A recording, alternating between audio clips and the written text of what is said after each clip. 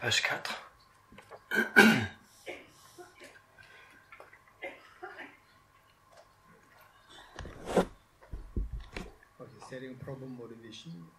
Essayez d'établir la motivation appropriée.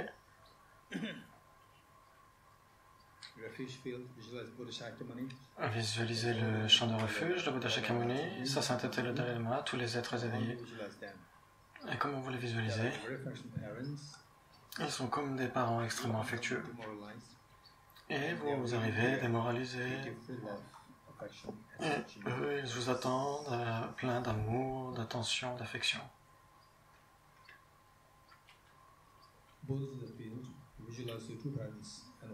Et donc, pour le champ de Bodhicitta, visualisez vos parents autour de vous, tous les êtres, les membres de votre famille, tous les êtres autour de vous.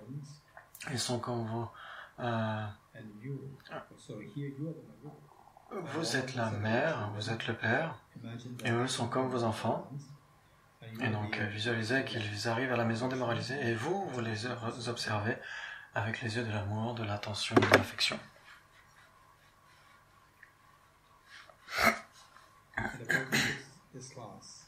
Le but, c'est d'éveiller la nature de Bouddha au sein de soi-même et d'éveiller la perfection de l'éveil au sein de soi-même. Et donc tous les êtres autour de vous se joignent à vous quand vous lisez ces lignes. Je prends refuge jusqu'à l'éveil dans le Bouddha, le Dharma et la Sangha, et par les accumulations issues de la générosité, etc., puisse-je atteindre l'éveil pour le bien de tous les êtres. Je prends refuge dans le Bouddha, le Dharma et la Sangha, par les mérites issus de mes pratiques de la générosité, etc., puisse-je atteindre l'éveil pour le bien de tous les êtres.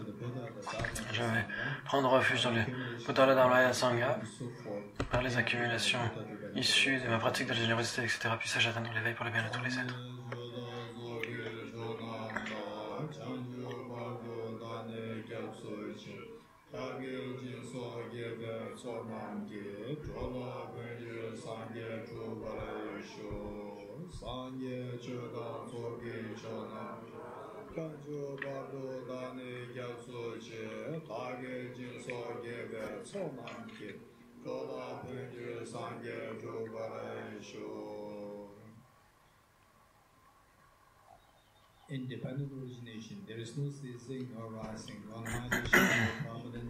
Je me prosterne devant le parfait Bouddha, suprême parmi tous les orateurs, qui enseignent l'interdépendance selon laquelle il n'y a ni sécession, ni production, ni annihilation, ni permanence, ni venue, ni aller, ni différence, ni identité, l'auspicieuse paix, libre de réification.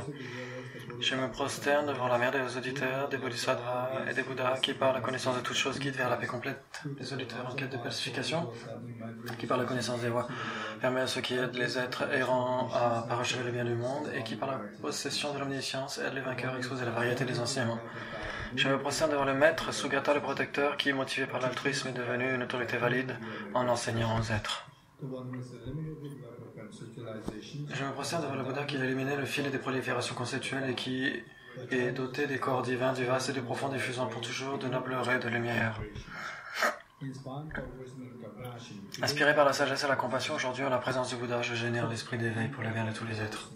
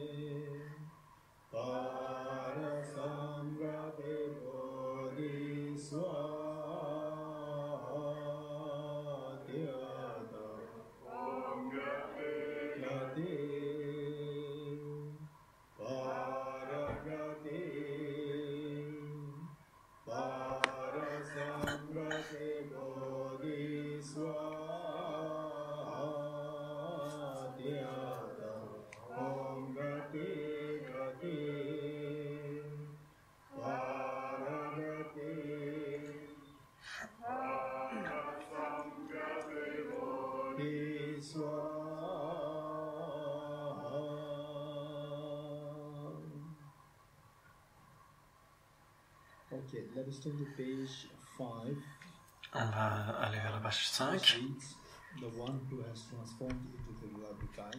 qui évoque la strophe. Je m'impressionne d'avoir le maître sous garde et protecteur qui, motivé par l'altruisme, est devenu une autorité valide en enseignant aux êtres. Vous l'avez? Ok. Donc cette strophe est très précieuse. Je me souviens que ça c'était le Dalai Lama a donné des enseignements. Donc c'est page 5 en anglais. C'est pareil en français. Page 4 en français. Page 5 en anglais. Donc c'est sainteté. Lors d'un enseignement. Généralement, au cours de ces enseignements, il invite les gens à structurer la pratique du Dharma sur la base de ces deux lignes. Comment ces deux lignes sont advenues? Et donc c'était incroyablement grand érudit qui est aussi le père de la logique bouddhiste, Acharya Dignaga. Le père de la logique bouddhiste au VIe siècle a écrit cela. Peut-être plus tard. Donc ce qui est arrivé, c'est que Acharya Dignaga c'était comme un ermite et aussi le père de la logique bouddhiste. Il a écrit ces deux lignes. Donc, en sanskrit, ça fait 4 lignes. Donc, il a bien sûr composé un texte, mais ces deux lignes comprennent le sens principal de son texte. Et donc au VIe siècle de notre ère, donc il n'y avait pas de papier à l'époque, et donc c'est sur une ardoise qu'il a écrit ceci dans son ermitage. Ensuite il est parti chercher des offrandes, de la nourriture, et donc, ensuite quand il est revenu dans sa grotte, ça a été effacé de son ardoise. À nouveau, il a réécrit ces versets, puis est parti chercher de la nourriture, et à nouveau, quand il est revenu, c'était effacé, et c'est arrivé encore. Et la dernière fois, il a écrit « La personne qui a effacé ceci, précédemment, si vous l'avez effacé pour l'amusement, ce que je fais n'est pas une blague, c'est très important. Donc. Et si vous l'avez effacé parce que vous n'êtes pas d'accord, à ce moment-là, venez vous-même, en personne. Et donc, sur son retour, après avoir été chercher la nourriture, l'autre personne était venue. Et donc, en ces jours, en VIe siècle, l'habitude c'était, si vous n'étiez pas d'accord, vous discutiez, vous dialoguiez, et c'était un débat. Et la personne qui perdait le débat devait se convertir à l'enseignement de son opposant. Et donc, si la personne avait des disciples, tous ses disciples devaient se convertir aussi. Et donc, Acharya Dignaga est devenu le père de la logique bouddhiste, c'était un grand logicien. Et donc, comment est-ce qu'on aurait pu imaginer que l'autre aurait pu gagner contre lui? Donc, l'autre personne a perdu le débat, mais l'autre personne, à cette époque, avait développé des pouvoirs surnaturels. Et donc, il était capable de générer du feu de sa bouche. Et quand il a perdu le débat, il était tellement en colère que il a généré du feu de sa bouche jusqu'à Dignaga. Et les robes de Dignaga ont été brûlées. Et Acharya Dignaga s'est senti tellement découragé, désespéré. Il s'est dit, maintenant tous les jours je prie et je travaille pour le bien de tous les êtres.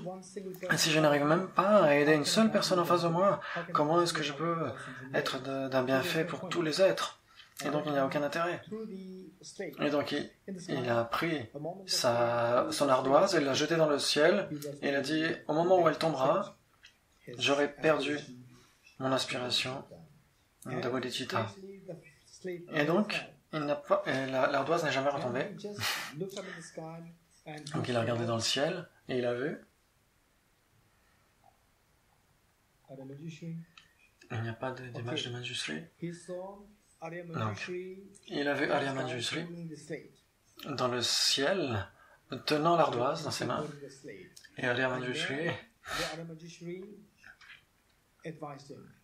l'a conseillé d'une manière extrêmement affectueuse. Mon enfant, pourquoi te sens-tu découragé, désespéré par rapport à ces actions? Le livre que tu t'apprêtes à écrire, tu dois continuer à l'écrire. Je te donnerai mon aide, mes bénédictions. Et ce livre deviendra la lumière, les yeux de sagesse pour des millions et des milliards d'êtres à l'avenir. Et donc c'était une prophétie faite par Arya Manjushri à Acharya Dignaga. Et donc c'est pourquoi il y a maintenant la salutation au Bouddha. Et aussi sa sainteté le Dalai Lama souvent récite ces versets. Donc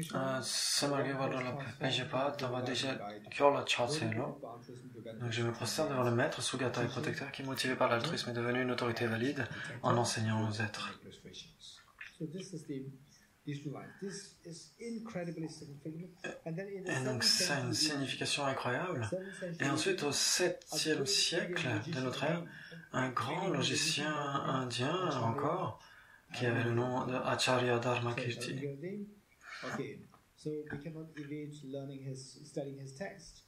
Et donc il essaie d'étudier ses textes, par exemple le Pramanavartika qui a 4 chapitres, et donc le second chapitre,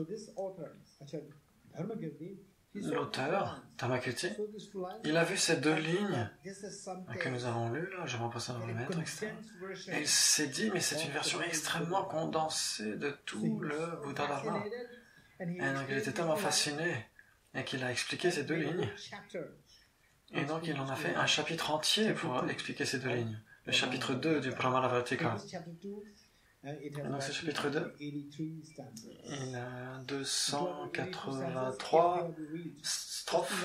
Si vous pouvez lire, en fait, juste pour composer une strophe, il y a 283 strophes. Et donc il a besoin de 2 volumes entiers pour comprendre le commentaire lui-même.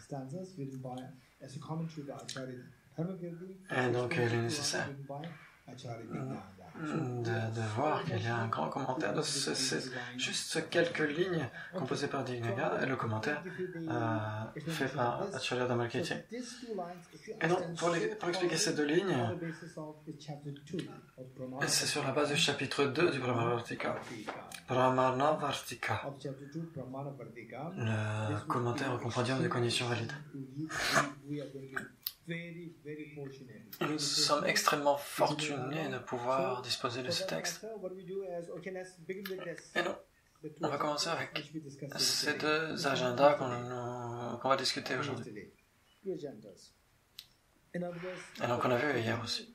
Donc le but, les 2 points principaux à garder à l'esprit, c'est le sens de notre vie, c'est quoi? Soyez bons envers vous-même. Numéro 2, soyez bons intelligemment envers vous-même. Ne l'oubliez pas. Hein? Et donc c'est pourquoi le bouddhisme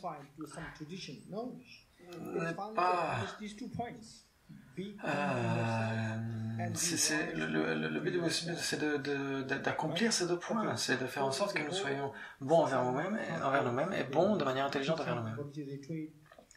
Et donc les enseignements de cette retraite de Bodhicitta, ce sera plus interactif. Et donc veuillez vous sentir libre, parce qu'on n'est pas si nombreux, et donc on est plutôt dans un groupe assez restreint. Sentez-vous libre de partager vos pensées, de soulever des idées, etc.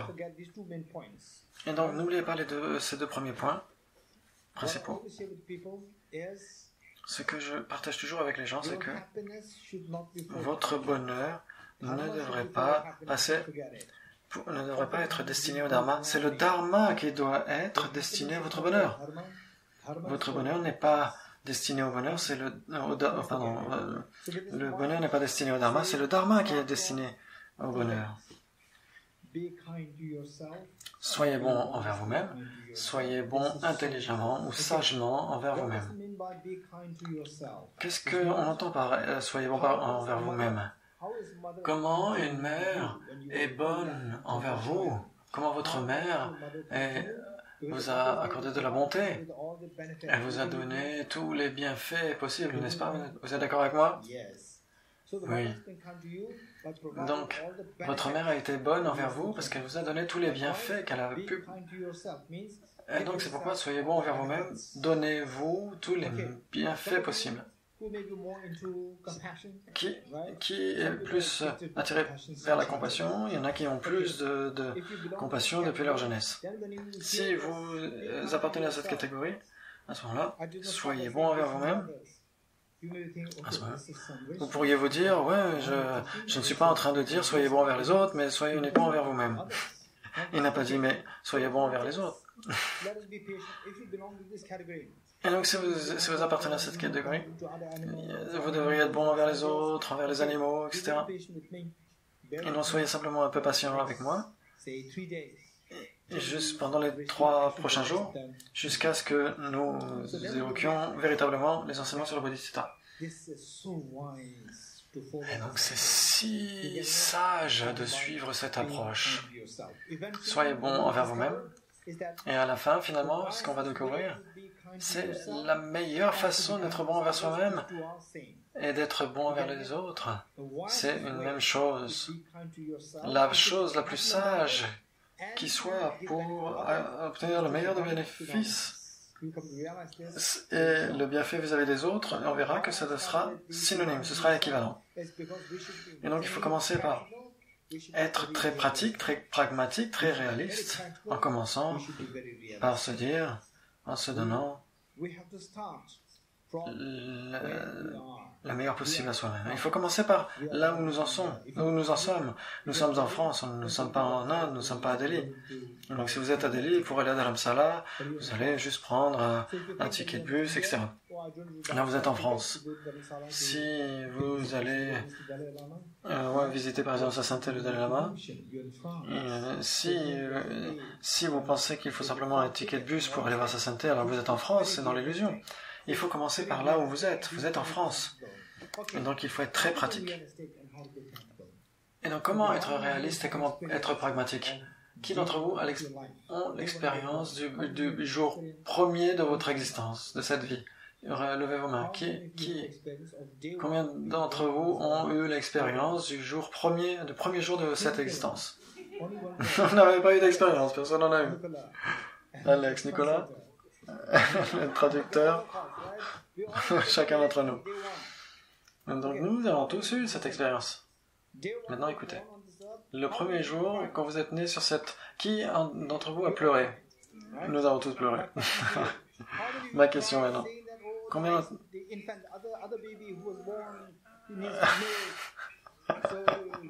Combien d'entre vous a pleuré en disant que l'autre a besoin de lait?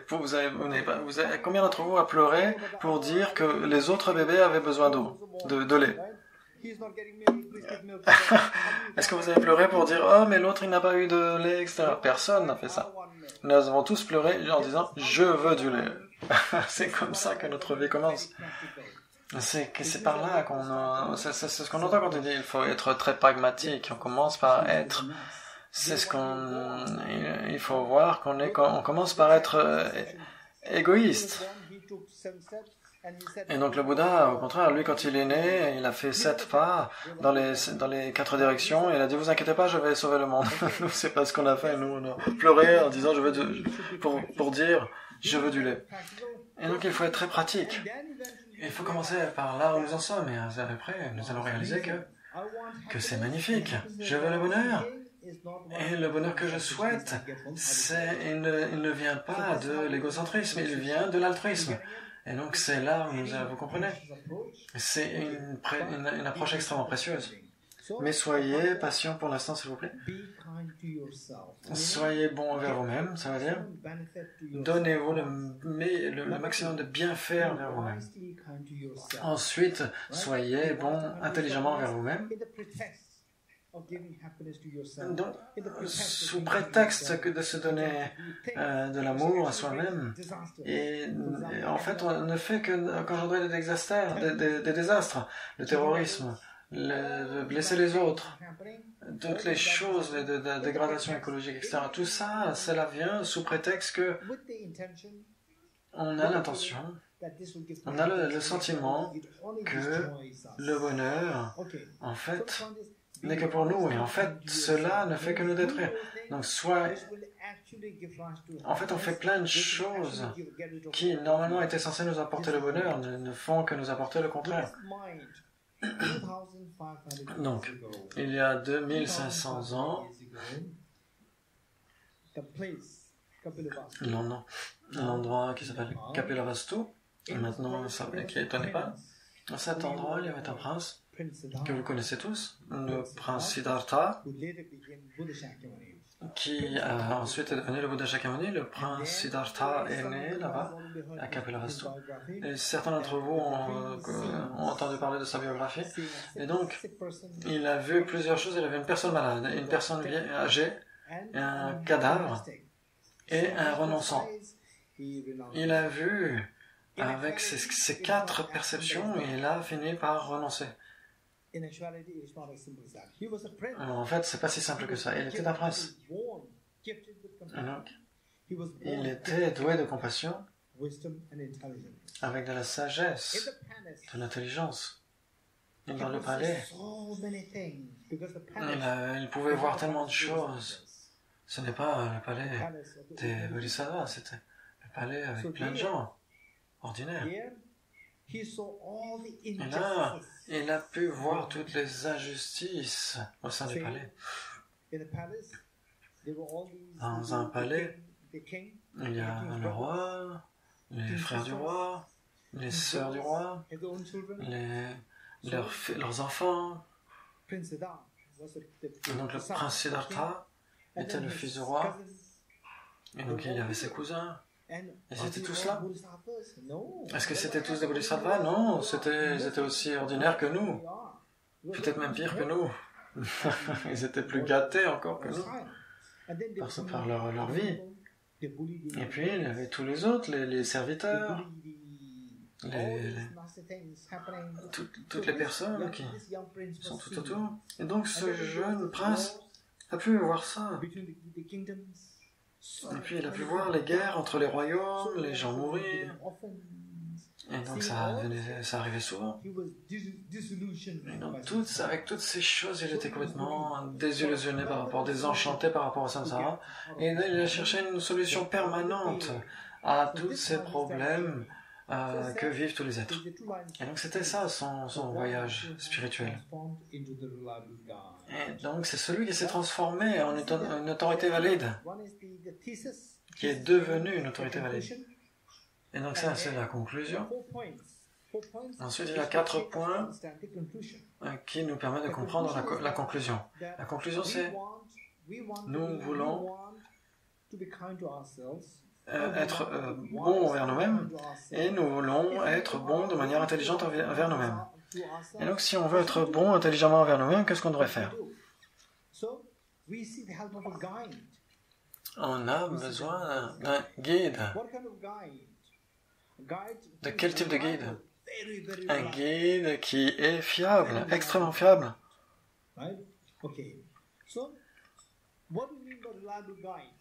Et donc, qu'est-ce qu'on entend par un guide fiable? Pas quelqu'un qui nous emmène en Inde, mais quelqu'un qui nous emmène jusqu'à la veille.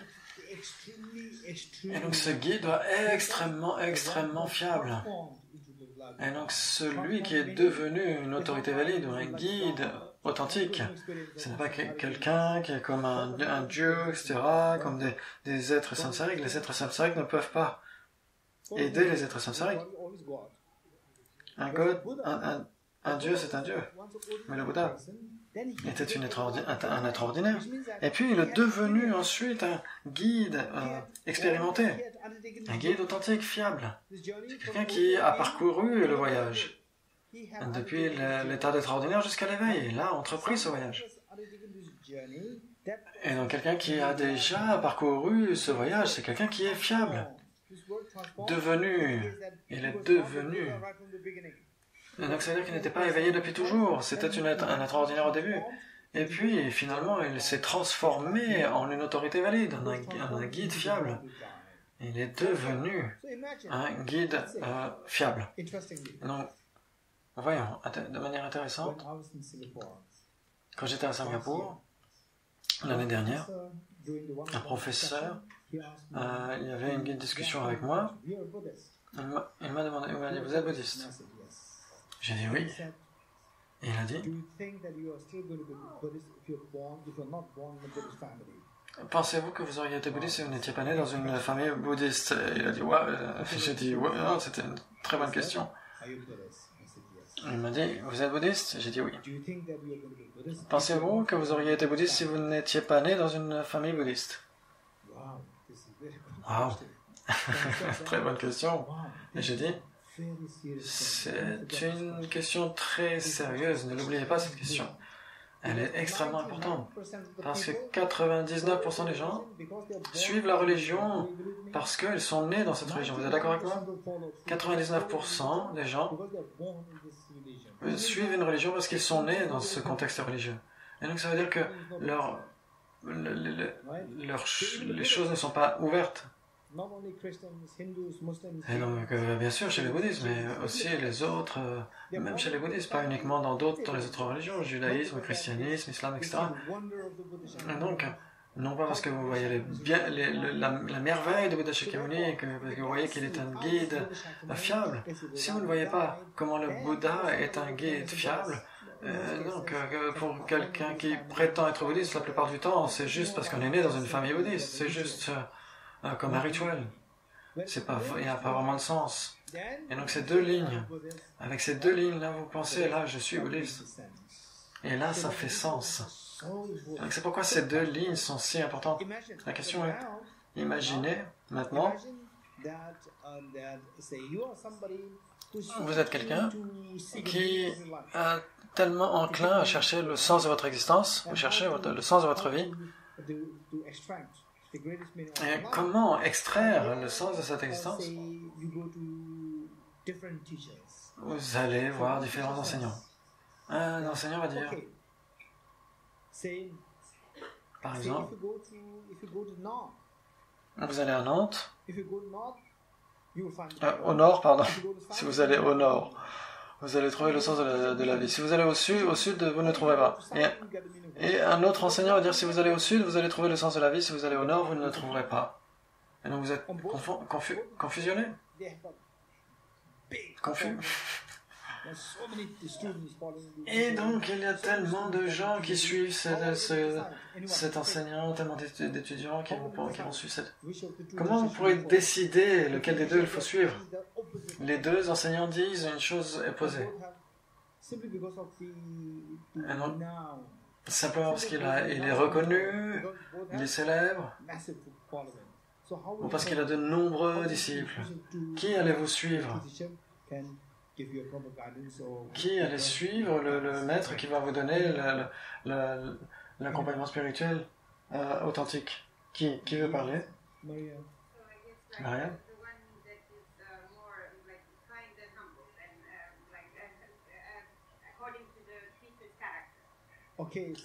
Peut-être quelqu'un qui est gentil et humble, Quelqu'un qui ne connaît pas E égale MC2, et là ce serait un désastre. Quelqu'un qui serait humble, etc., mais qui ne sait même pas ce que c'est que E égale MC2. Et donc, il vous enseigne la physique. Cette personne est extrêmement humble et généreuse, mais elle ne connaît pas E égale MC2. Qui d'autre? Comment vous allez choisir? Oui, Nicolas? Au travers du raisonnement. N'est-ce pas? Essayez de voir la réalité au travers du raisonnement, pas simplement par la croyance. La croyance. Et on dira, oh, il a tellement d'étudiants, etc., que moi aussi je vais être son étudiant, etc. C'est par le raisonnement. Si c'est A, c'est pas B. Si c'est B, c'est pas A. Et donc, pour essayer de voir où il peut vous emmener. Et donc, avec cette approche, le prince Siddhartha, quand il est devenu ensuite le Bouddha Shakyamuni, et donc, c'est pas par foi aveugle qu'il est nécessaire de suivre. C'est pas parce que c'était un prince. En fait, il y a tellement de gens qui vont le suivre parce qu'il était un prince. Simplement parce que il était gentil, cultivé, etc., etc. Et donc, il faut suivre la raison. Et ici, on a plusieurs raisons. Donc, motivé par l'altruisme, le maître, Sugata et protecteur. Donc là, il y a 4 points ici. Donc, en voyant ces 4 points, numéro 1. Donc, je me procède devant le maître Sugata et protecteur qui, motivé par l'altruisme, est devenu une autorité valide en enseignant aux êtres. Ensuite, donc motivé par l'altruisme. Ensuite, je vais les expliquer. Le maître, c'est numéro 2. Numéro 3, le Sugata. Numéro 4, le protecteur. Donc on va le dire encore. Premièrement, motivé par l'altruisme. Qui est l'altruisme? De bénéficier à tous les êtres. Numéro 2, le maître. 3, le Sugata. Et numéro 4, le protecteur. C'est pour ces 4 raisons que le prince Siddhartha, qui finalement est devenu le Bouddha Shakyamuni, est un guide incroyablement fiable. Et donc, grâce à lui, nous ne nous perdrons pas, nous ne quitterons pas la piste, cette piste vers l'éveil. Donc le premier, motivé par l'altruisme.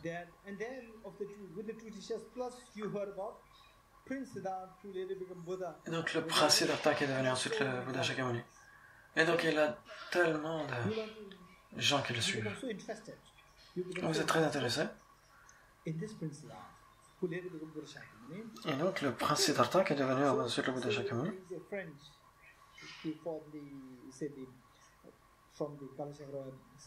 Et donc les Français au centre Kalachakra, quelqu'un va venir et vous allez dire, eh bien, vous suivez le Bouddha Shakyamuni, vous allez dire oui. Et donc ils vont vous demander, mais qu'est-ce qu'il y a de si spécial chez lui? Qu'est-ce que vous allez dire? Parce que c'était un prince.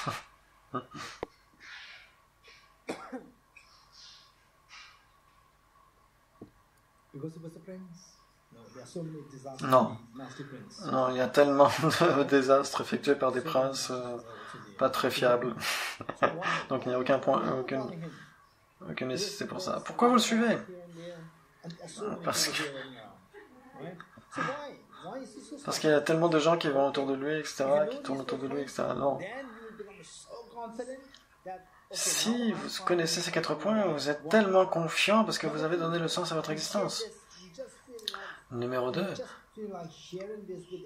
vous allez vous sentir que vous allez partager cela avec les autres, parce que vos yeux de sagesse auront été ouverts. Donc le prince Siddhartha, qui était tellement bien suivi par de si nombreuses personnes, et donc il a été suivi par de très nombreuses personnes extrêmement intelligentes. Et donc, comment c'est venu? Donc, il y a 2 choses. La première, essayez de retracer le Bouddha Shakyamuni quand il était simplement un jeune prince. À partir de cela, voyez comment il a évolué jusqu'à l'éveil. Numéro 2, c'est n'allez pas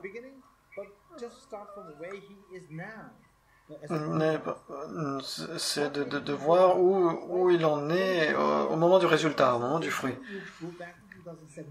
Et non, vous allez revenir en 2018, 2016, 2012, etc. etc. Le numéro 2, c'est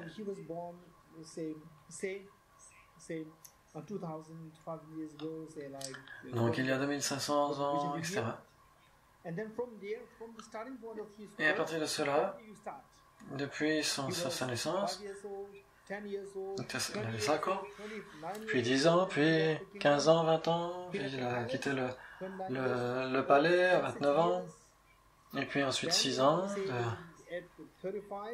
de pratique, à 35 ans, il a atteint l'éveil, et puis il a atteint l'éveil omniscient, et puis il a commencé à être bienfaisant des autres en enseignant, et donc essayer là de retracer son existence.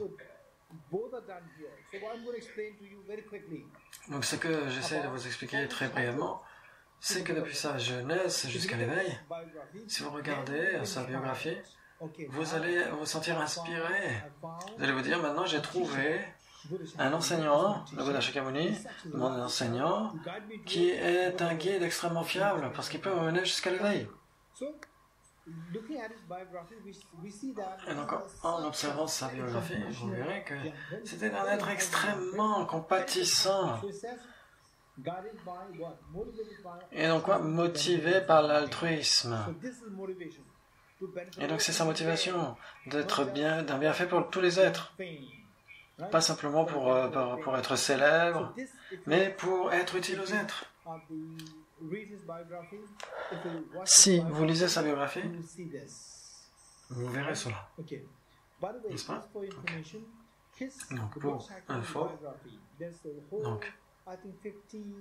dans la biographie de Bouddha Shakyamuni, il y a 54 ou 55 épisodes, des brèves. Ah, il y a une série qui en 55 épisodes qui existe. Et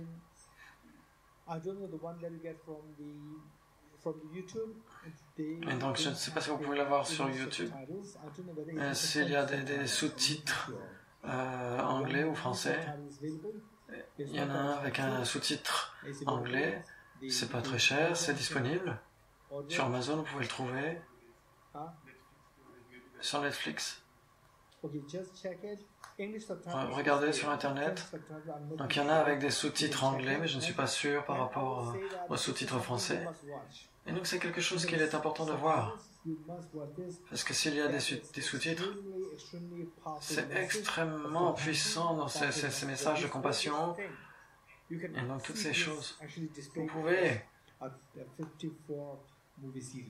voir à 54 épisodes. Et donc sa compassion était extrêmement grande. Donc le Bouddha Shakyamuni, le prince Siddhartha, déjà du temps du prince Siddhartha.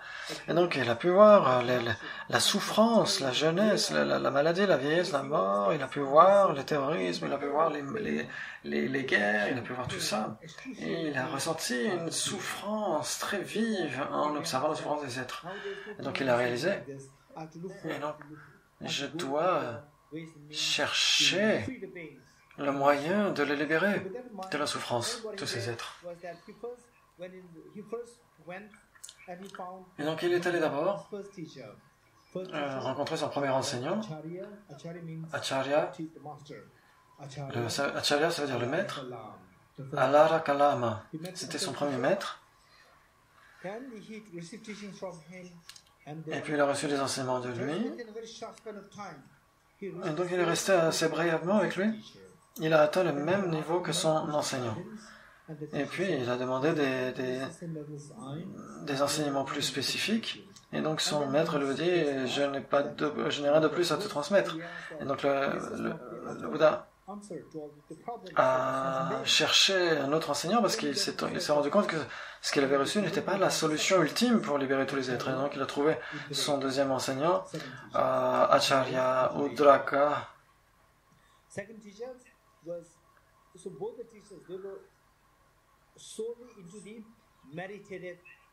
Et donc, son second enseignant a eu des expériences extrêmement méditatives, extrêmement profondes en méditation. Ce matin, on a parlé de la méditation, la concentration en un point et la méditation analytique. Et donc, lui, il avait atteint surtout des niveaux de concentration. Et donc, le Bouddha est allé voir ce second enseignant, Acharya Udraka. Et donc, il a obtenu aussi les mêmes niveaux que son enseignant, très rapidement. Et puis, son enseignant lui a dit « Mais tu as atteint le niveau ultime, il n'y a plus rien d'autre à apprendre. » Mais le Bouddha s'est rendu compte qu'il n'avait pas trouvé la voie ultime permettant de dissoudre tous les problèmes de tous les êtres. Et donc, il est allé sur la voie en quête, et il est allé au pied de l'arbre de la Bodhi. Il est resté 6 ans de pratique, et finalement, il a trouvé la sagesse qui permet de contrecarrer l'ignorance qui saisit en soi. Et donc, il a découvert que tous les problèmes trouvaient leur racine dans cette saisie ignorante d'un soi. Donc, imaginez. Donc, je vais voir comment les Français et les autres. Diana, tu viens d'où? De New York. Et Fritz de Hollande. Maria de Finlande. Alex de Russie. Qui d'autre? Qui avons-nous? De Belgique. Israël. Donc maintenant, qui d'autre? Chine.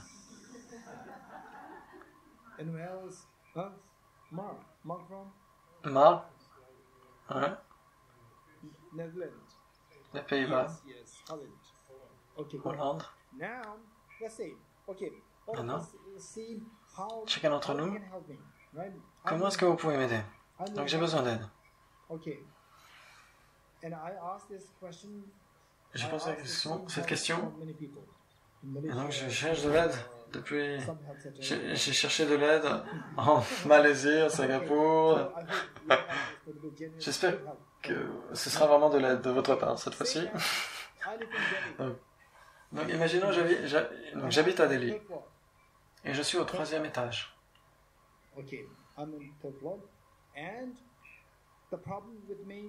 Le problème avec moi, c'est que je suis en train de créer un scénario. Hein? Donc, la maison dans laquelle je vis est tellement humide. Parce que... Et donc j'ai de l'asthme à cause de cela. J'ai des problèmes de respiration. Respirer, l'asthme, les problèmes, tout ça. Ok. Donc maintenant, à cause de l'humidité de la maison, vous pouvez m'aider. Comment vous pouvez m'aider? S'il vous plaît, veuillez m'aider. Donnez-moi des suggestions. Qu'est-ce que je devrais faire? Très vite. Qui? Déménager. C'est la réponse la plus commune que je puisse recevoir. Mais malheureusement, je suis très pauvre. Et donc si je devais changer de maison, tout mon salaire d'une année serait parti. Quelle est l'autre option?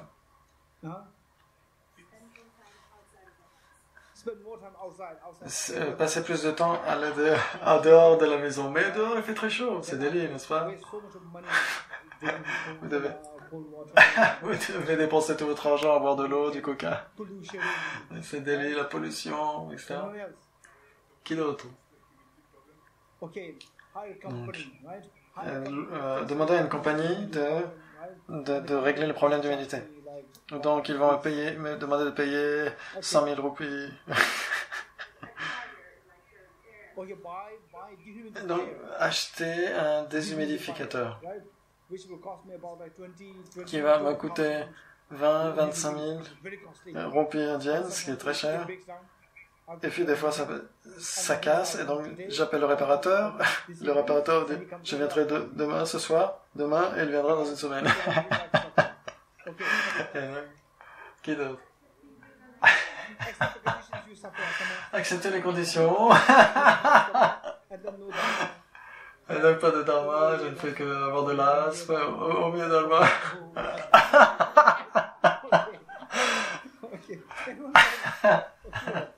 Qui d'autre?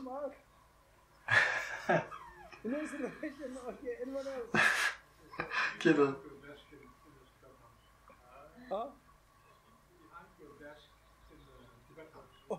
Dormir derrière mon bureau au Tibet House.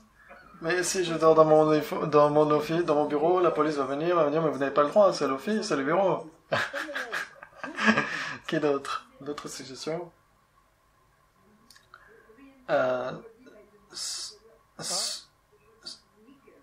Soigner le corps par l'esprit. Renforcer le corps par l'esprit. Et donc ça va me prendre 20 ans pour rendre mon corps fort avec mon esprit. Et donc...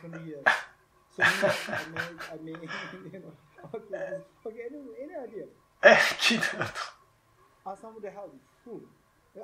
Demandez à quelqu'un de m'aider. Mais je suis en train de vous demander de l'aide. Je ne reçois pas d'aide. Qui d'autre? Demandez au docteur. Donc le docteur, il est tellement content. D'un hôpital privé? Non, avec un hôpital privé, il va me demander de l'argent en plus. Il va me dire de rester dans la maison. Et puis il va me donner des médicaments. Et donc il va me donner des médicaments encore et encore. Et donc apprendre à apprécier le méditer. Mais mon corps ne peut pas le tolérer. Et donc je ne reçois pas de réponse ici. Oh, très bien, trouver la cause de le méditer. Et non, parce que je suis au 3e étage et pas au rez-de-chaussée. Au rez-de-chaussée, ça pourrait venir de la terre, etc.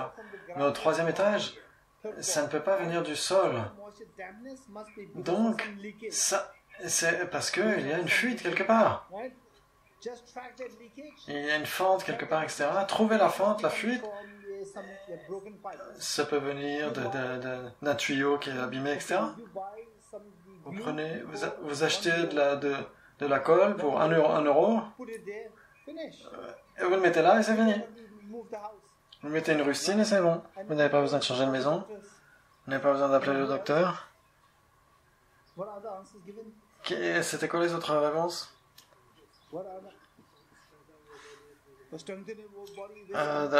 Fortifier votre corps pendant 20 ans avec votre esprit. Et là, c'est juste 5 minutes. Vous mettez une rustine et hop, 1 euro. Ça pourrait même être 25 centimes. 5 centimes et hop, c'est fini, ça y est, le problème est terminé. Donc le point ici, c'est que nous devons connaître exactement que sont les causes du problème. Si vous ne cherchez pas les causes du problème, d'une manière non nécessaire, vous allez changer de maison, vous allez déménager, etc. Et puis, vous allez dormir dans votre bureau, puis la police va venir vous déloger, etc.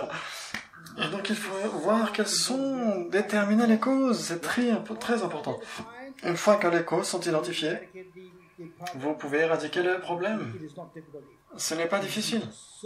C'est tellement facile. Et donc c'est pourquoi le Bouddha Shakyamuni a retracé les causes de la souffrance. Et il a trouvé que c'était la principale, c'était la saisie, l'ignorance qui saisit un soi et l'attitude égocentrique. Donc, vous comprenez, l'ignorance qui saisit un soi inhérent et la saisie égocentrique. Et l'attitude égocentrique. Et donc il faut identifier ce que sont, grâce à cette retraite, nous allons identifier ces deux, ce que sont la saisie ignorante d'un soi et l'égocentrisme. Et comment ces deux sont comme deux parents qui viennent ensemble et ça donne un enfant. Et donc là, avec la saisie ignorante et l'égocentrisme, toutes les souffrances adviennent. Vous comprenez? Ces deux choses, la saisie ignorante d'un soi et l'égocentrisme. Le 5e jour, 6e jour, même si vous ne savez pas ce qu'est, si vous ne savez pas ce qu'est à ce moment-là la saisie ignorante, vous pourrez vous inquiéter. Pour l'instant, ne vous inquiétez pas. Et donc, la saisie ignorante d'un soi et l'égocentrisme, ces deux sont différents. Mais ces deux travaillent main dans la main et donnent toutes les souffrances, engendrent toutes les souffrances, vous comprenez? Ok. Donc avec cela à l'esprit, l'ignorance qui saisit un soi et l'égocentrisme, c'est comme le son issu du claquement des deux mains. Vous avez une main, c'est la saisie du soi, et l'autre main, c'est l'égocentrisme, et les deux adviennent ensemble, et le son de la souffrance advient. Et donc, des deux, soit vous enlevez l'une, vous enlevez la saisie du soi, soit vous enlevez l'égocentrisme, et donc il n'y a plus le claquement des mains.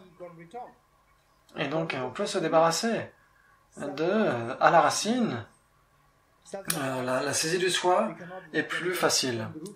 L'égocentrisme, on peut l'enlever seulement définitivement qu'une fois qu'on aura atteint vraiment l'éveil. Et donc, si vous enlevez la saisie du soi, même si vous avez encore de la saisie égocentrique, vos problèmes viennent à cessation. Vos peurs viennent à leur terme. Et donc avec cela, maintenant dites-moi, si la saisie du soi est à la racine de tous les problèmes, comment se débarrasser de cette ignorance qui saisit un soi? C'est cette question. L'ignorance, pour éradiquer l'ignorance, il faut employer une contre-mesure. Une force opposée, pour éradiquer les ténèbres ou l'obscurité, c'est simplement en introduisant de la lumière. Vous êtes d'accord avec moi? Il faut allumer la lumière dans le but d'éliminer l'obscurité. Et donc pour écarter l'obscurité de l'ignorance, il faut allumer la lumière de la sagesse. Avec la lumière de la sagesse doit être introduite, doit être allumée. Et c'est quelque chose qui doit être appris. Et donc on ne peut pas vraiment le connaître comme ça. C'est un sujet très compliqué. Et donc quelqu'un d'autre doit nous l'enseigner. Et donc c'est pourquoi le prince Siddhartha, en tant que prince, il a vu le besoin pour lui d'enseigner cette sagesse de la vacuité à tous les êtres. Et donc de ces deux lignes, celui qui est devenu une autorité valide en enseignant aux êtres, motivé par l'altruisme, c'est sa motivation. Avec sa motivation, il a cherché la solution à tous ces problèmes. Et donc jusqu'à maintenant, quelle est la solution de tous ces problèmes? C'est quoi? Qu'est-ce qu'on a appris jusqu'à maintenant? La saisie du soi. Et la solution pour éradiquer la saisie du soi, c'est la sagesse du non-soi ou la sagesse de la vacuité. Et donc c'est pourquoi c'est si important, la sagesse de la vacuité. Et donc le prince Siddhartha, il a compris pour lui le besoin d'enseigner la sagesse de la vacuité à tous les êtres. Et donc il a dû devenir un maître, un enseignant, un maître de la sagesse de la vacuité. Et donc c'est pourquoi on dit, je me prosterne devant le maître, l'enseignant, l'instructeur. Et donc il est devenu un maître de la sagesse de la vacuité. Et donc pour enseigner quelque chose, il doit d'abord avoir la conviction que cette sagesse de la vacuité peut en effet vous aider. Comment? Il doit avoir l'expérience lui-même. Vous êtes d'accord avec moi? D'abord, il doit avoir eu l'expérience lui-même. Et donc, il a dû d'abord lui-même l'expérimenter sur lui-même pour voir que la sagesse de la vacuité permet d'éradiquer toutes les peurs de cette vie, etc. Et donc, une fois qu'il l'a expérimenté, qu'est-ce qu'il advient? Disons par exemple que un arbre empoisonné, vénéneux, imaginons un arbre immense avec des milliards de feuilles, etc., qui est vénéneux. Et dès qu'il vous touche, ça vous brûle la peau, etc. Donc qu'est-ce que vous faites? Et donc si vous ne voulez pas avoir la peau brûlée ou empoisonnée, etc., qu'est-ce que vous faites? Vous enlevez les feuilles? Si vous enlevez les feuilles, si vous enlevez 50 feuilles, 400 feuilles naissent à la place le lendemain. Et donc ce n'est pas très sage comme idée. Qu'est-ce qu'il est plus sage de faire? Dites-moi. Si vous ne voulez pas avoir cette irritation de la peau, qu'est-ce que vous devez faire? Enlever les feuilles? Qu'est-ce que vous devez faire? Dites-moi. Couvrez votre corps. À Delhi, il fait chaud. Ce n'est pas une bonne idée.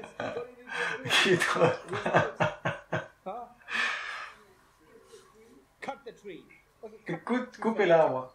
Vous allez couper l'arbre d'en haut, tout en haut, vous allez l'élaguer. Vous allez le déraciner. Si vous enlevez les feuilles, en 2-3 jours, 400 feuilles naissent à la place. Si vous le coupez en haut, 1 heure, ça va aller. Une année, ça va aller. Mais l'année d'après, il aura repoussé de toute façon. Donc Alex a dit, il faut le déraciner. Enlever les racines, n'est-ce pas? De la même façon, qu'a fait le prince Siddhartha? Et donc, quand il a voulu enseigner la sagesse de la vacuité à tous les êtres, il a dû d'abord l'expérimenter lui-même. Et donc, en faisant cela, qu'est-ce qu'il a devenu? La sagesse qu'il a méditée, qu'il a cultivée au sein de lui-même, cette sagesse est devenue plus grande, s'est accrue encore et encore. Et donc, c'est comme la lumière et l'obscurité. Plus la lumière grandit, moins l'obscurité est là. Plus l'obscurité disparaît. Vous êtes d'accord avec moi? Donc, plus il a développé la sagesse, plus la saisie du soi a commencé à s'atténuer. Et jusqu'à ce qu'il ait pu trancher à la racine. Une fois que vous avez tranché les racines, qu'advient-il aux feuilles? Elles meurent naturellement, elles sèchent naturellement. Vous êtes d'accord avec moi? Très bien. Maintenant, ce qu'il a dit, c'est que plus la sagesse devient grande, et donc plus la saisie du soi devient faible, jusqu'à disparaître. Et donc, une fois qu'elle disparaît, toutes les peurs, les feuilles empoisonnées, des peurs, etc., tout ça, ça se dissout. Une fois que toutes les distorsions disparaissent, quel est l'opposé des distorsions? La paix. Et donc, une fois que toutes les afflictions, toutes les perturbations ont disparu, c'est la paix qui est là, la paix et la félicité qui sont expérimentées. Et c'est pourquoi on parle de Sugata. On a dit devant le maître, et Sugata, donc dans le texte, je me procède devant le maître, le Sugata, et les protecteurs qui, motivés par l'altruisme, est devenu notre autorité à dans l'enseignement aux êtres. Je me procède devant le maître, le Sugata. Le Sugata, ça veut dire celui qui est allé dans la félicité ultime. Sugata, aller en la félicité ultime. Sugata. Et donc, qu'est-ce qu'il advient? C'est que, avec cette expérimentation, cette expérience, quand la saisie du soi est éradiquée, toutes les misères, les souffrances ont séché d'elles-mêmes, dissoutes d'elles-mêmes. Et une fois que c'est fait, c'est la paix, la félicité du nirvana et de l'éveil qui sont expérimentés. Et donc, c'est pourquoi il est devenu le Sugata. Avec cette expérience, il est devenu tellement confiant, avec cette confiance, il est allé enseigner pour protéger les êtres. C'est quoi le numéro 4? Le protecteur. Vous comprenez? C'est la biographie de Buddha Shakyamuni, n'est-ce pas? Si vous comprenez la biographie de Buddha Shakyamuni, à ce moment-là, vous avez vraiment compris ce qu'est le Dharma. Comment être sagement bon envers soi-même. Quel est le sens de soyez bon envers vous-même? C'est apportez-vous le maximum de bienfaits. Enlevez toutes vos peurs. Donnez-vous le maximum de bonheur. Comment le faire? Soyez sagement bon envers vous-même. Soyez intelligemment bon envers vous-même. Et donc, en suivant les pas du Bouddha Shakyamuni. Vous comprenez? Et donc, en faisant cela, c'est la façon la plus sage, la plus intelligente de le faire. Avec cela, l'esprit... Ok, dites-moi. De ces 4, une fois qu'on a vu la motivation de l'altruisme, ensuite nous avons vu quoi? Le maître, l'enseignant, puis le Sugata, et enfin le protecteur, n'est-ce pas? Donc ces 4 points, n'oubliez pas ces 4 points. Avec ces 4 points, Quelqu'un qui est allé au travers de ces 4 points, c'est quelqu'un qui est devenu une autorité valide, qui est devenu un guide fiable. Et donc on a commencé en disant « Soyez bon envers vous-même et soyez intelligemment bon envers vous-même ». Et maintenant on dit « Comment être intelligemment bon envers soi-même ?» C'est de parcourir ces 4 points. Et donc cela vous permettra de devenir un guide vous-même faisant l'autorité, un guide fiable. C'est de pouvoir aider les êtres de la manière la plus efficace possible. Et donc, soyez bon envers vous-même et soyez un guide fiable. Ces deux sont synonymes, ces deux sont équivalents. Être un guide fiable, c'est d'apporter le maximum de bienfaits à tous les êtres. Et puis, soyez intelligemment bon envers vous-même, vous donnez-vous le meilleur bonheur possible. Et être le guide fiable de tous les êtres, ces deux deviennent équivalents. Si vous comprenez ça, le Dharma, à ce moment-là, vous devenez quelqu'un qui comprenait véritablement le Dharma et votre approche est tellement joyeuse, bien que même si physiquement vous vieillissez, votre esprit devient de plus en plus heureux. Sinon, qu'est-ce qu'il advient? C'est qu'au fur et à mesure que nous vieillissons, notre corps physique devient vieux, et puis on arrive à 40, 50, 60 ans, et qu'est-ce qu'il advient? C'est que on devient plus nostalgique de notre jeunesse, on devient plus triste, et plus triste encore et encore, plus seul. Alors que là, si vous comprenez le Dharma, de la façon dont le Bouddha Shakyamuni a procédé, plus au niveau de l'âge, vous vieillissez, mais du point de vue de l'esprit, vous êtes de plus en plus heureux. Et si cela advient, vous êtes sur la bonne voie de la pratique du Dharma. Ok. Maintenant, dites-moi, ces 4 points, qu'est-ce que vous pensez? Qu'est-ce qui est vraiment la chose la plus urgente à faire à ce point-là? La motivation? Qui d'autre? Qui d'autre? Et donc, en étudiant cela, ces 4 points, la motivation, le bodhicitta, l'enseignant, le sugata. C'est quoi un enseignant? C'est l'enseignant de la sagesse de la vacuité. Très bien. Le maître de la sagesse de la vacuité. En numéro 3, sugata. Celui qui expérimente. Celui qui expérimente le bonheur parfait de l'éveil. Le numéro 4, le protecteur. Pour protéger les êtres en leur transmettant cette sagesse. Maintenant, qu'est-ce que vous pensez? Et donc, la réponse, ce n'est pas nécessairement 1, 2, 3. Il peut y avoir plusieurs réponses. Sur quoi nous devons travailler? C'est la motivation. Qui d'autre? Donc, partagez vos pensées, s'il vous plaît. Le renoncement. Ok. Trouvez un bon enseignant. Vous. Pas de l'extérieur, vous. Donc, parmi ces 4 points, la motivation de l'altruisme et l'enseignant, pour vous devenir un enseignant de la sagesse de la vacuité. Le numéro 4, alors pour éliminer la saisie du soi et puis expérimenter la félicité infinie du nirvana et de l'éveil et finalement devenir un protecteur. Qu'est-ce qui est si urgent pour nous maintenant? La sagesse de la vacuité, la motivation, le renoncement, la conviction, en quoi? Par rapport aux enseignements de la sagesse. Qui d'autre?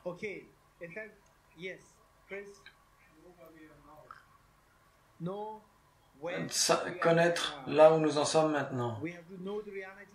Nous devons connaître la réalité où nous en sommes maintenant, là d'où nous devons partir. Très bien, oui. Trouver la détermination de suivre la voie.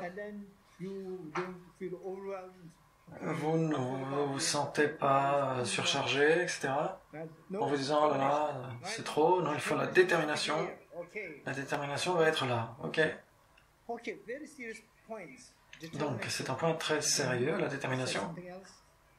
Vous avez dit quelque chose d'autre? Donc, un, c'est la motivation. L'autre, nous devons savoir où nous en sommes maintenant. Et puis, l'autre, c'est la sagesse.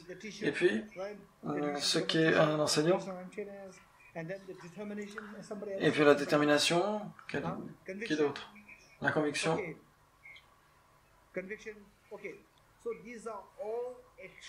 Donc, tous sont extrêmement, des points extrêmement importants. Donc, disons que si cette retraite de bodhicitta, il y a deux types. Il y a plusieurs façons d'évoquer la bodhicitta. Et donc, la bodhicitta, en termes du mot lui-même, il y en a deux. L'une, c'est la bodhicitta ultime, l'autre, c'est la bodhicitta conventionnelle. Quand on parle de la bodhicitta, toujours, la plupart du temps, la bodhicitta c'est assez important, la bodhicitta c'est important, ça renvoie souvent à la bodhicitta conventionnelle. N'est-ce pas? La bodhicitta conventionnelle, c'est l'intention altruiste de devenir éveillé pour le bien de tous les êtres. C'est l'intention altruiste de devenir un Bouddha pour le bien de tous les êtres. C'est la bodhicitta conventionnelle. Et puis, l'autre, c'est la bodhicitta ultime. Quand on parle de bodhicitta conventionnelle, quand on dit bodhicitta conventionnelle, les deux sont équivalents.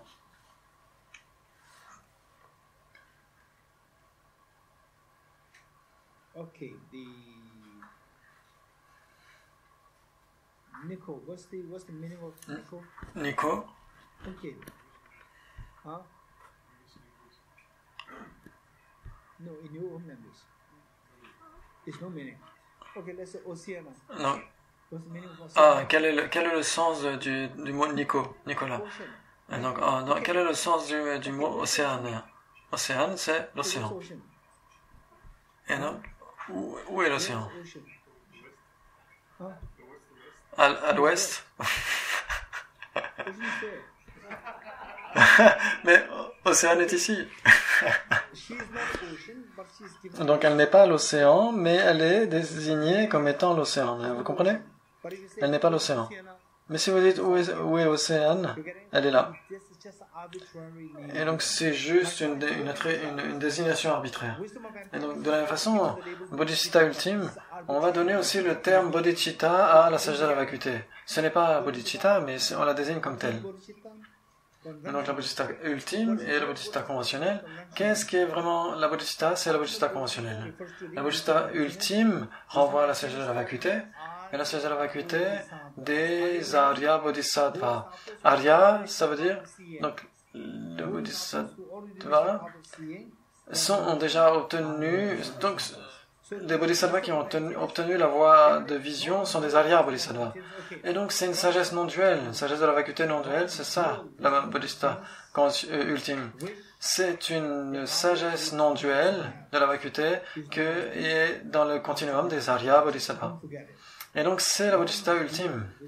C'est la sagesse de la vacuité non duelle dans le continuum des Arya Bodhisattvas. C'est ce qu'on appelle la bodhicitta ultime. Et donc, la bodhicitta ultime, on parle de la bodhicitta de deux points de vue, bodhicitta ultime et bodhicitta conventionnelle, mais la véritable bodhicitta, c'est laquelle est véritablement la bodhicitta? C'est la bodhicitta conventionnelle. Ce n'est pas la bodhicitta ultime. Donc, avec cela à l'esprit, cette retraite s'appelle retraite de bodhicitta, c'est pour mettre l'emphase sur les deux bodhicittas, la bodhicitta ultime et la bodhicitta conventionnelle. Et donc, la motivation de la bodhicitta conventionnelle, et puis les véritables voies qui sont la bodhicitta ultime, due à la bodhicitta ultime, la sagesse de la vacuité. Et donc, c'est pourquoi c'est le sens de ces retraites de bodhicitta. Et donc pour la bodhicitta, le prérequis, les préliminaires pour la bodhicitta, c'est le renoncement.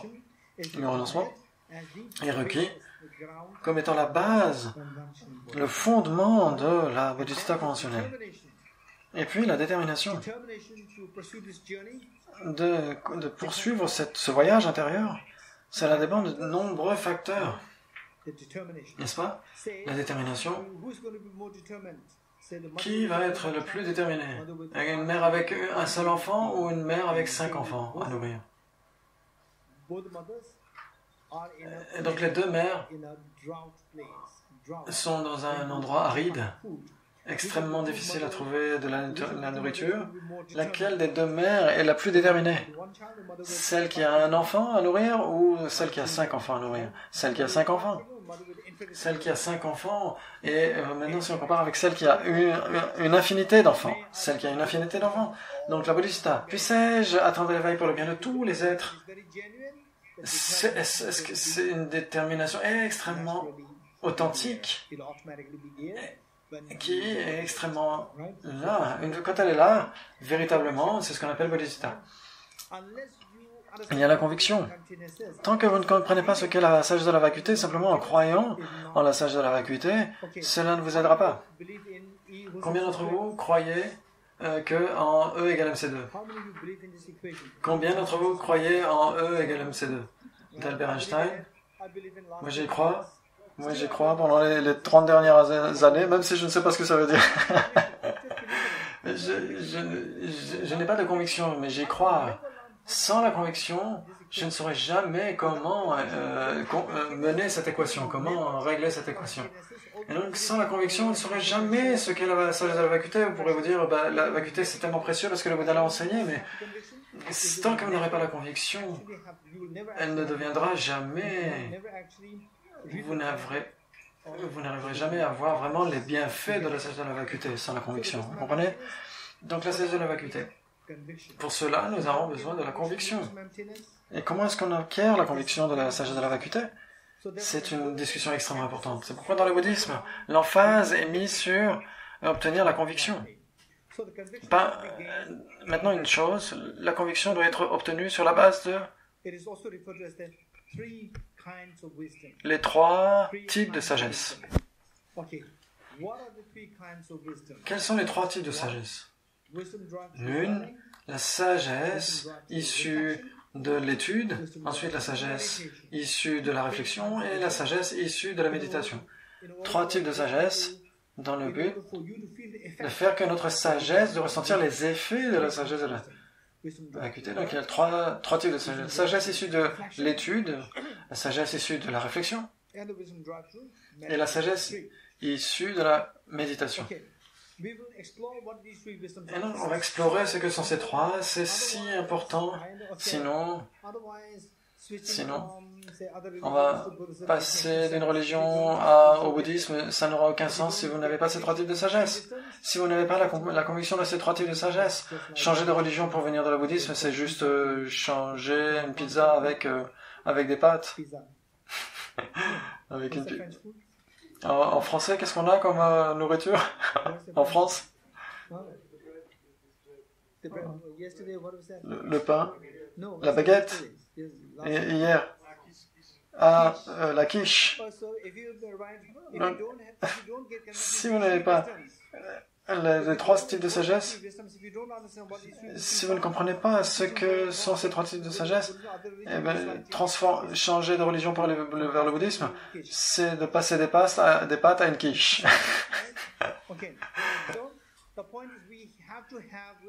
Et donc, ce qu'on doit savoir, c'est ce que sont ces 3 sagesses. Et là, vous direz, ok, eh bien, que je suive le bouddhisme ou pas, ce n'est pas si important. Maintenant, je connais le sens. Je connais le sens de mon existence.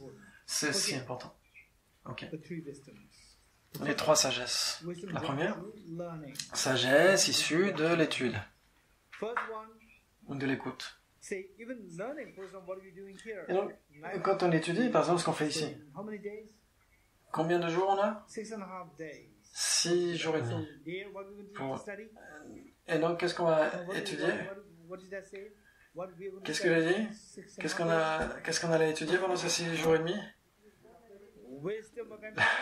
La sagesse de la vacuité et la bodhicitta. 2 choses.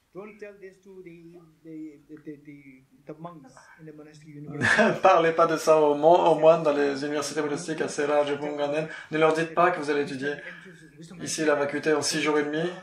On va étudier Bodhicitta, la sagesse de la vacuité, on va faire une retraite. Et ils vont vous demander, ah mais combien d'années de retraite? Et là vous allez dire, 6 jours, ils vont dire 16 ans, non, 6 ans? Ah, 6 jours! Si vous dites, ah la Bodhicitta, la sagesse de la vacuité, et on va faire une retraite. Et ils vont être tellement heureux, les moines de ces universités monastiques. Ils vont dire, ah, ils vont passer 16 ans à étudier. Et vous allez dire, non, ah, mais 6 ans alors. Ah, mais combien de jours? 6 jours. Ne dites pas ça alors, aux moines tibétains. Gardez cela confidentiel. Et donc le point ici, c'est que la sagesse issue de l'étude ou de l'écoute c'est acquérir autant de connaissances que l'on peut par rapport à la sagesse de la vacuité, les bodhisattvas, les 4 sceaux, le renoncement, les 3 aspects principaux de la voie, etc. C'est obtenir autant de connaissances que l'on peut. Acquérir la connaissance, par exemple, par rapport à quels sont ces 3 types de sagesse? Quels sont les 3 types de sagesse? La sagesse issue de l'écoute, la réflexion et la méditation. Ces 3 ne doivent pas être... elles doivent être effectuées dans cet ordre spécifique. Il faut suivre la séquence. Dans l'ordre, vous avez d'abord la sagesse issue de l'étude. C'était quoi la première? La première issue de l'étude. Et donc je vous donne un exemple de la sagesse issue de l'étude ou de l'écoute. Quand j'étais jeune, j'avais peut-être 6 ans, mon enseignant m'a demandé d'étudier les tables de multiplication. Combien d'entre vous connaissent on était à l'école et connaissent les tables de multiplication? Et donc j'avais 6 ans. La multiplication, par exemple, multipliée par celle de 3, la table de 3. Et donc je l'ai mémorisé. Et demain, le test, l'examen. Et j'avais 6 ans. Et le lendemain, l'enseignant m'a dit, ok, Dorje, debout. Donc je me suis levé et il m'a demandé, qu'est-ce qu'on dit? 3 fois 3? 1 fois 3. Donc ça a été facile. C'est quoi la réponse? 3. Donc j'ai dit 3. Après, 2 fois 3, je ne savais pas. Qu'est-ce que je faisais? J'avais mes 2 mains derrière moi, dans mon dos, et puis je pouvais compter sur les doigts. Et donc, 2 fois 3, 6. Et donc l'enseignant était content. Et ensuite, 3 fois 3, 7, 8, 9. Donc c'est ce que j'ai appris de mon enseignant. Je ne savais pas que 3 fois 3 faisait 9. Je faisais mécaniquement. Je donnais une réponse mécanique. Mais ce n'était pas au travers de ma conviction. Je n'avais pas de conviction par rapport à ça. Vous comprenez? C'est le sens de la méditation, de la sagesse issue de l'étude. J'avais la réponse, mais je n'avais aucune conviction par rapport à la réponse à donner. Maintenant, si vous me demandez, vous savez maintenant, après 40 ans, et après 45 ans, enfin 44 ans, et vous avez la conviction que 3 fois 3 égale 9? Après 44 ans, vous le savez, vous avez la conviction? Ma réponse est oui. Pourquoi? Les fruits secs. Combien de fruits secs j'ai besoin pour en donner 3 à 3 personnes? Donc à 3 Nico, 3 Christophe, et 3.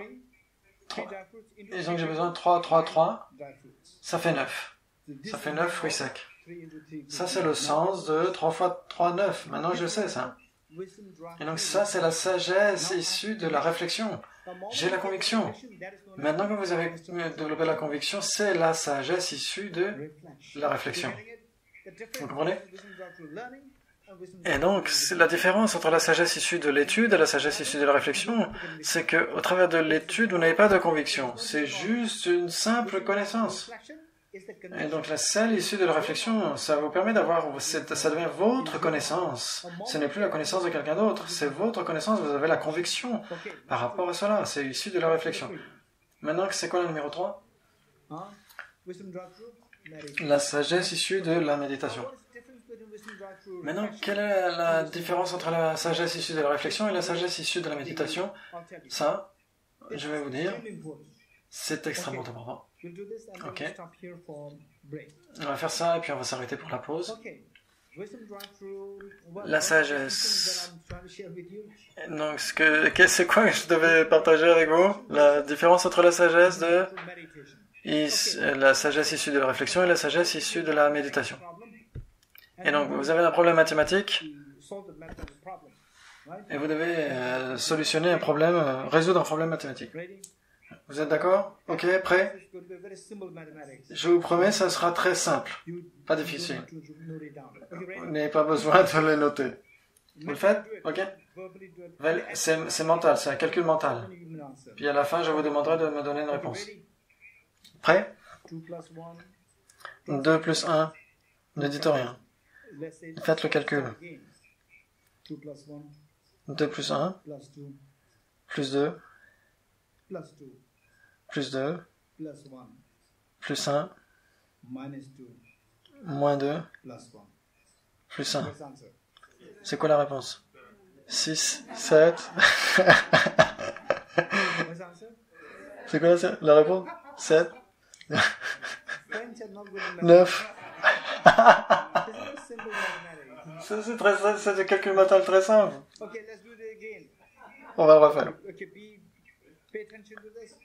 Donc essayez d'être attentif. Ok, prêt? Donc on va changer les numéros. Ok, on va le refaire. 2 plus 1,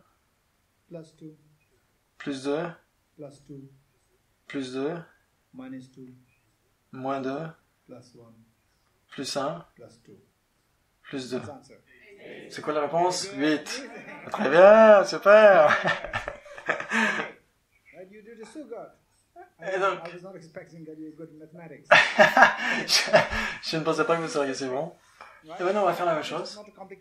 Je vous promets de ne pas compliquer plus. C'est les mêmes chiffres. Prêt?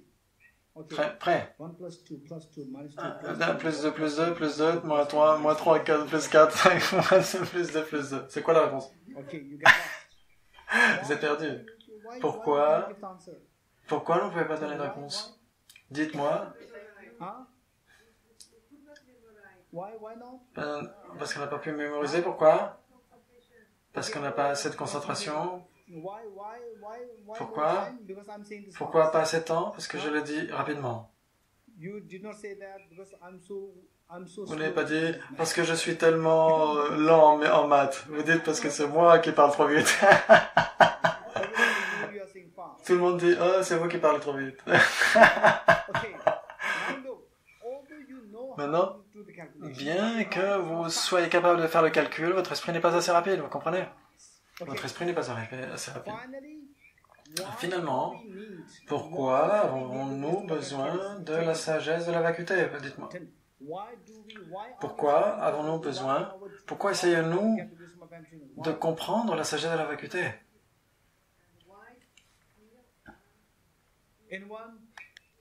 Qui? Pour avoir un état d'esprit clair, sage, pour se débarrasser de la souffrance, qui d'autre? Faites-le très précisément. Pour se débarrasser de la saisie ignorante d'un soi, qui est la racine de toutes les souffrances, n'est-ce pas? C'est pour se débarrasser de l'ignorance qui saisit un soi.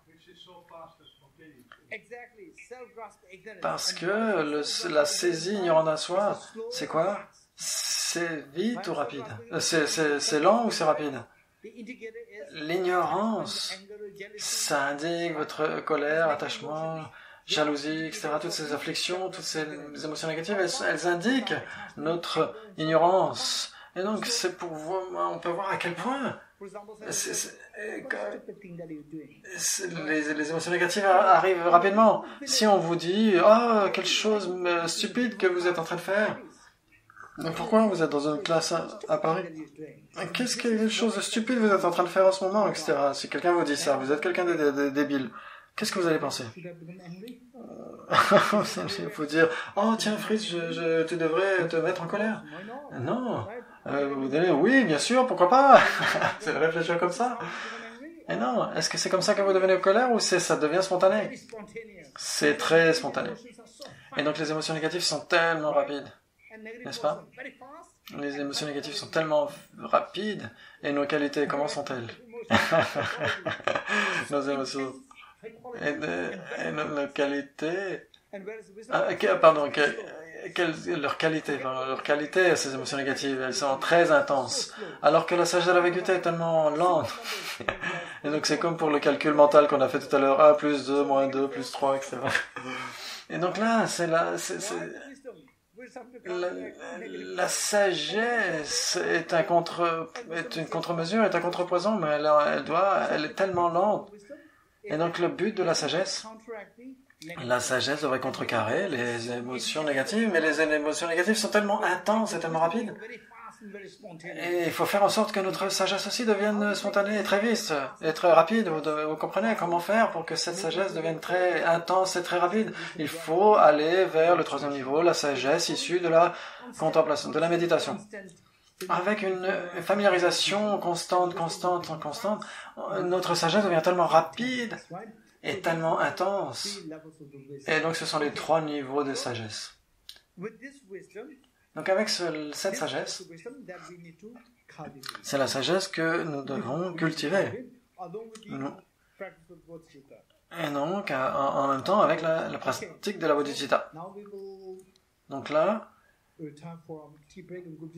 on va faire la pause pour le thé, les groupes de discussion. Et comme j'ai dit hier, les groupes de discussion, essayez de faire en sorte de couvrir, de rester sur les choses qui ont été couvertes pendant la classe.